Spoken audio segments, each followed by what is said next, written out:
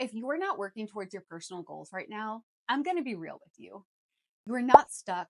Nobody's stopping you. You're just being lazy. And yeah, I said it, but I said it with love because I've been there too. Hey girl, I'm Kelley Thriving, your personal development bestie. And listen, I know life's been lifing. You've been juggling everything, showing up for everybody, and somewhere along the way, you stopped showing up for you. And I get it. I've been there. I've lost 70 pounds. I've gotten promoted 5 times in 6 years. I started a homestead, changed careers, and earned my certifications to do so, all while having 2 kids and staying married. But I fought myself mentally the entire way through it. And this isn't about being perfect. This is about putting you first because you deserve it. And I'm not here to brag about my journey. What I'm here to do is show you what's possible and that I can help you do it too. My goal is simple. I want to help get you out of your drought and into your breakthrough. I want you to succeed not just in one area of life, but fully. I'm building a community full of strong and powerful women, and I want you to be a shining example in it. Because if I could crawl out of that mental hole with all of that weight I was carrying, then you can do it too. A common misconception is that you need more time. You don't need more time. You need to use your time better. We say that we're too busy, but we've got time to scroll on TikTok, binge watch our favorite Netflix shows, participate in these group chats that are just draining all of our energy, and we are giving all of our energy to other people, and we're taking it away from ourselves. That's not a time issue. That's a focus issue. If your goals matter, you've got to act like it.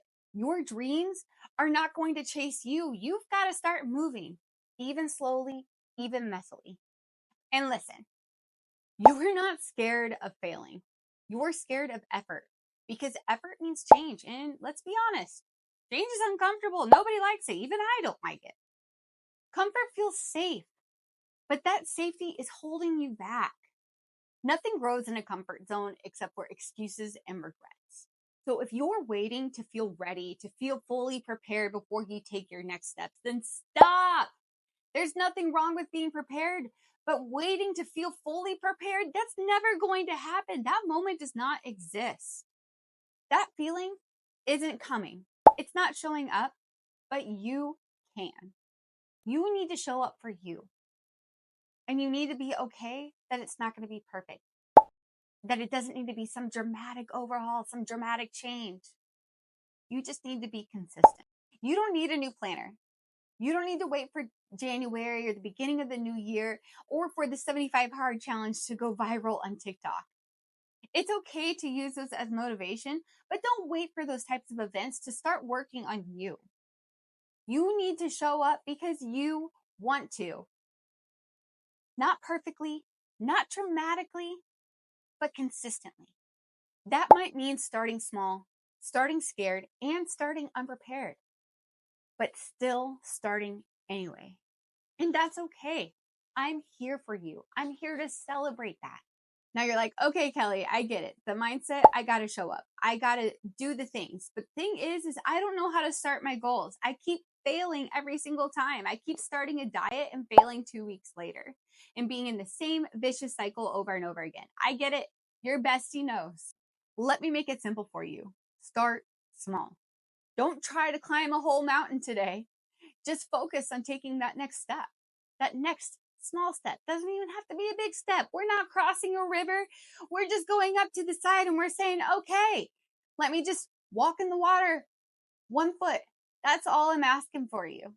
And that's what's going to get you to succeed because that 1 foot turns into 2 foot the next day, 3 foot the third day. And before you know it, you've crossed the river. If your goal is to read more, for example, don't commit to reading a full book. Just commit to reading 5 pages a day. That's manageable. That's doable. That's something that you can do without burning yourself out, but still making progress. And let me tell you what that looked like for me. A year ago, I decided that I was done hating the way I looked. I was done feeling obese. I was done being out of breath walking up the stairs. And I knew I had to do something to change. The thing is is that I knew 3 things about myself that you probably relate to too. And if you don't, then share your mentality with me because I could really use it. But the 3 things that I knew about myself was 1, I hated the gym with a fiery, strong passion. Every time I showed up, all I wanted to do was leave. 2, I hated dieting. I was not very good at limiting myself. I'm very impulsive and I get crazy carb cravings. And number 3, I have had a history of throwing myself 200% into things, just like dieting, working out every day, eating completely clean.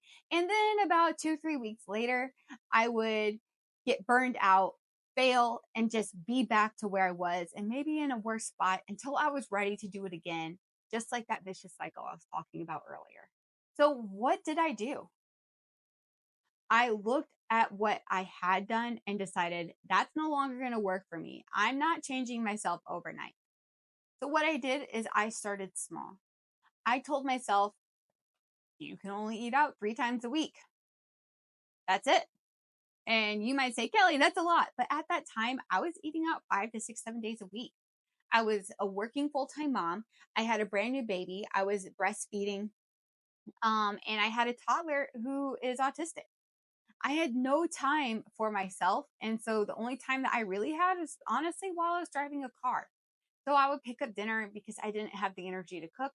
And all I did was just make things worse for myself and honestly for my kids too, because they were eating what I was eating.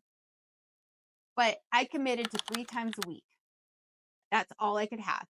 And then the next week it was 2. And then the week after that, it was 1. And then I started cooking my food at home.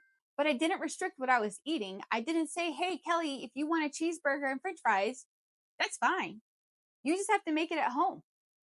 So it was my food, not some unrealistic clean eating for me.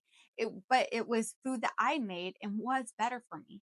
Then I dropped regular soda and candy and the sweet. And I was always so focused on what I could have before I realized I didn't even notice the things that I wasn't having anymore. I had laid down a bed of wonderful habits for me to just lay on. And what I had laid to rest were the bad habits that I've built up over years. But I did it all without even realizing it. I remember being over the summer, like 6 months into it, and I stepped on the scale, realized I'd lost 40 pounds, and I was like, how'd that happen? And then I realized like I'd been making food at home. At that point, I'd already started going to the gym. And it was just such a wild feeling to me to feel that success and to be like, oh, this works. And that's how I lost 70 pounds.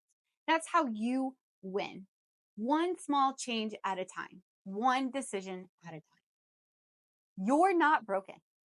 You're not behind. You are not too late. You're just distracted. And that can change starting today. Because guess what? We're in our pink era now. And pink, it's not just cute. It is soft and powerful. This is the era where we stop playing small, stop shrinking ourselves, and start showing up, even one small step at a time. Your pink era means choosing you, making the next move, and stop putting off what you want to do next. It means no more waiting for permission. You give it to yourself. So what's one small move that you're going to make this week? Drop it in the comments below so that I can for real cheer you on and show everybody the strong and powerful community that we are going to build together. So if this hits home for you, like this video, subscribe, and send it to one of your besties so she can step into her power too. We are not just healing, we are thriving together. Welcome to your pink era.